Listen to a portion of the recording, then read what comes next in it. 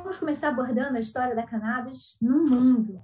No ano de 2019, a cannabis medicinal teve o uso autorizado no país, mas a chegada da pandemia dificultou essa difusão. A cannabis pertence a uma nova classe terapêutica chamada de produtos à base de cannabis e ela não se encaixa ainda nem como alopatia, nem como homeopatia, nem fitoterapia. E ainda segue proibido no Brasil o uso da cannabis para fins recreativos. Ela já tem utilização nas áreas de oncologia, neurologia, psiquiatria, que são as indicações clássicas, e seguem estudos no sistema imunológico, nos órgãos reprodutores, em especial no tratamento de algumas patologias ginecológicas, como a endometriose, na medicina do esporte e outras. Bem, o homem já interage com a cannabis medicinal há muito tempo.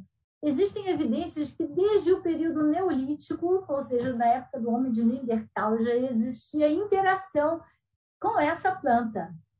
Já foram achadas sementes de cannabis em sítios arqueológicos na Ásia Central, na China, no Japão e até mesmo na Europa Oriental. Um grande imperador clássico chinês chamado de Shenon, ele já inclusive fez regras de plantio da cannabis, incluiu na primeira farmacopédia que se tem história, e esse imperador histórico, ele também foi o criador de algumas técnicas de acupuntura, como a moxibustão, e ele escreveu as regras de plantio de diversas ervas medicinais, dentre elas a cannabis.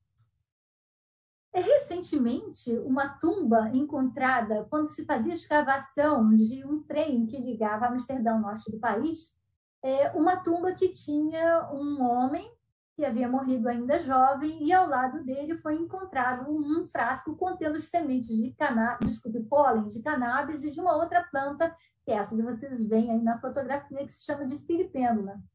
A filipêndula também é uma planta medicinal e ela é utilizada como um analgésico também.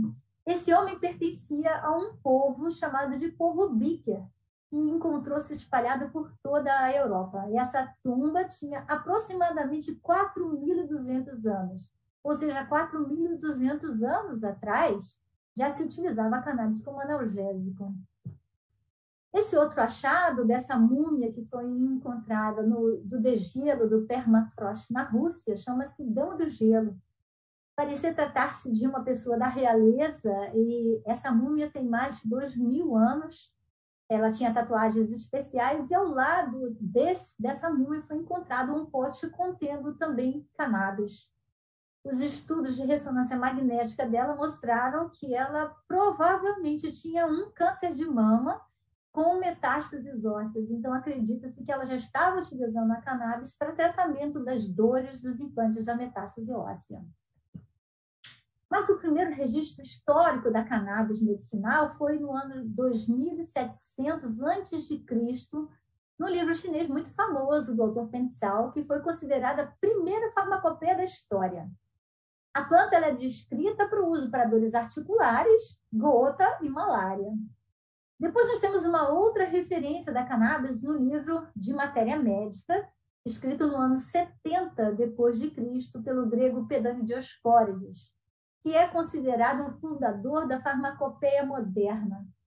O livro catalogava centenas de plantas medicinais e entre elas a cannabis, que era usada contra dores articulares e contra inflamações em geral. Os gregos antigos já levavam a planta para o seu combate e eles utilizavam em emplastos nas lesões das pernas dos guerreiros e nas patas dos cavalos.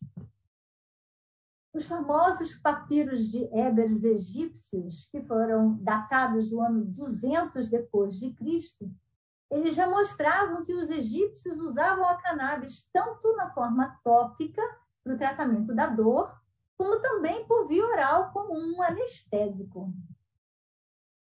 Ibicina, ou Avicena em latim, que é bem retratado no livro e no filme O Físico, era um médico persa importante e ele escreveu um tratado de 14 volumes que serviu como base para toda a medicina ocidental até o século XIII. Na sua farmacopeia, ele descrevia o uso da cannabis, desde a raiz até as flores da cannabis. Já o uso culinário, bem curioso, foi escrito por François Rabelais num Pentateuco, ou seja, 5 livros, contando a história do ogro Pantagruel, que ele comia muito, e esse ogro classificou a cannabis como uma planta mágica e maravilhosa para ser utilizada na alimentação. Uma história curiosa fala sobre William Shakespeare. Ele utilizaria, talvez, a erva com uma finalidade recreativa e não medicinal. Mas o fato é que, naquela época, por volta do ano 1500, a cannabis era a segunda cultura agrícola mais plantada na Inglaterra e em toda a Europa também. Ela só perdia para o trigo. No soneto 76, ele cita uma invenção de uma erva notável, e há quem diga que Sonho de uma Noite de Verão foi inspirado em momentos de que ele estivesse utilizando para fins recreativos a cannabis. Um grupo de jornalistas sul-africanos foram fazer especulações no terreno da casa dele em Stratford-upon-Avon, e 8 deles encontraram eles encontraram 24 cachimbos no terreno da casa dele, e dentro desses 24 cachimbos, 8 ainda encontraram restos da planta cannabis. É claro que o fato de ter encontrado os cachimbos não quer dizer que eles foram consumidos obrigatoriamente pelo Shakespeare. Já a história da cannabis medicinal ela foi reativada no ano de 1843, quando um médico irlandês, William O'Shaughnessy, estagiando em Calcutá, ele publicou um artigo importante sobre as aplicações terapêuticas da cannabis índica, que era um medicamento tradicional nas culturas orientais. Esse documento científico listava as experiências dele com os extratos da planta em animais e humanos, a partir das recomendações dos nativos da Índia e da própria experiência clínica dele. O médico passou, então, a indicar o produto para o tratamento de cólera, reumatismo, tétano, raiva, dores e convulsão. O'Shaughnessy contribuiu definitivamente para divulgar o uso medicinal da cannabis na Europa do século XIX. E de lá para cá, a prática se difundiu para as Américas, incluindo o Brasil. Esse é o artigo original dele. Ele produziu um documento de 40 páginas que ele apresentou para os seus alunos na Faculdade de Medicina de Calcutá em 1839, com um extenso relato histórico do uso da cannabis na medicina indiana e na medicina persa histórica. Ele iniciou a pesquisa em animais de laboratório e após em seres humanos, seguindo os padrões de pesquisa clínica e éticas vigentes na época. Ele utilizou diversas apresentações e até mesmo formulações intravenosas para o tratamento de patologias diversas, a raiva, convulsões na infância, cólera, tétano, dores reumáticas, e ele utilizou até mesmo em um bebê de 40 dias e foi, então, o primeiro anticonvulsivante de que se tem relato. O'Shaughnessy concluiu que os estudos apontavam para uma medicação anticonvulsivante segura e de grande valor. O sal de brometo, que seria o segundo anticonvulsivante, só foi introduzido em 1857 para a epilepsia catamenial. Mas O'Shaughnessy também alertou sobre uma forma peculiar de delírio, que poderia ser ocasionado pelo uso continuado da maconha, que é hemp em inglês, que ele chamou de hemp inebriation, e ele alertou aos médicos para iniciarem o tratamento sempre com doses baixas da medicação. Entre os anos de 1839 e 1900, foram produzidos mais de 100 artigos científicos e livros sobre o poder medicinal da maconha em todo o mundo. E ele falava de que todos os narcóticos poderosos, a cannabis era a mais segura. Na virada do século XX, era vendido na Escandinávia um refresco à base de cannabis, vendido em supermercado. E era indicado para crianças e adolescentes que tinham dificuldades de concentração e baixa de apetite. A cannabis impunha desafios a essa nova área da medicina. Os médicos tinham dificuldade de prever os resultados do tratamento com a cannabis, porque não havia uma padronização das plantas e dos extratos. E também era difícil entender que produtos serviam para cada caso e quais as doses indicadas. Ocorriam também problemas na conservação da planta e dos óleos, e também tinha-se dificuldade de prever e reproduzir os resultados. Além disso, a chegada dos medicamentos mais modernos contribuiu para diminuir a popularidade do uso medicinal dessa planta já na virada do século XX.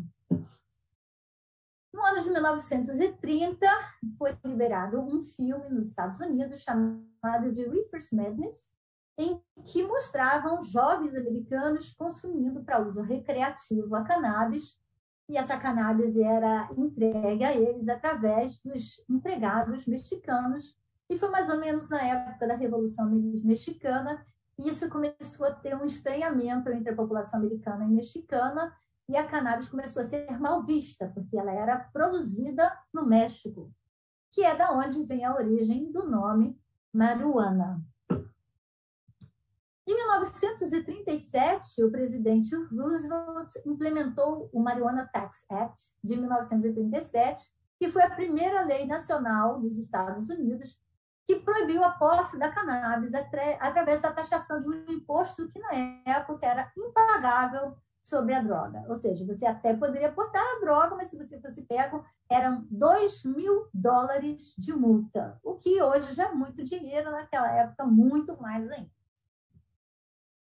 O interesse pelo uso medicinal da cannabis começou a se restabelecer a partir dos estudos do químico búlgaro-israelense Rafael Mechoulam. Ele isolou pela primeira vez 2 princípios ativos da planta.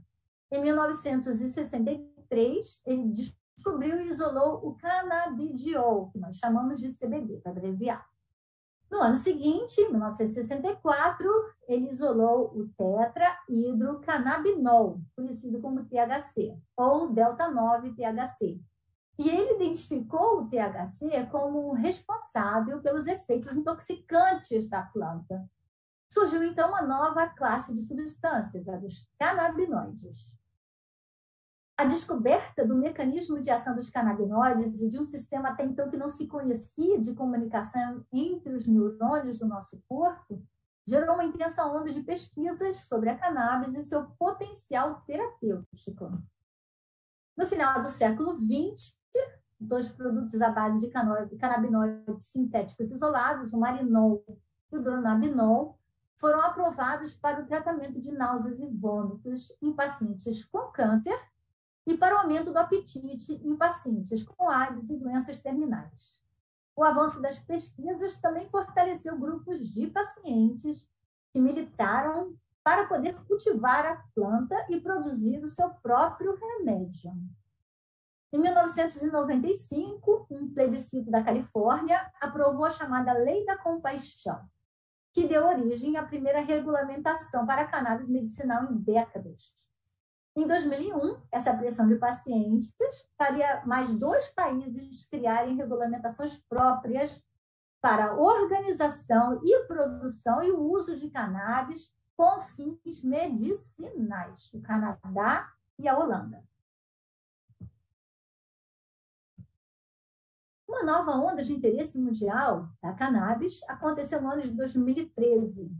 Foi quando o médico neurocirurgião e celebridade americano Sanjay Gupta lançou um documentário apresentando a utilidade terapêutica da cannabis e o uso do extrato canabidiol para o tratamento da epilepsia refratária.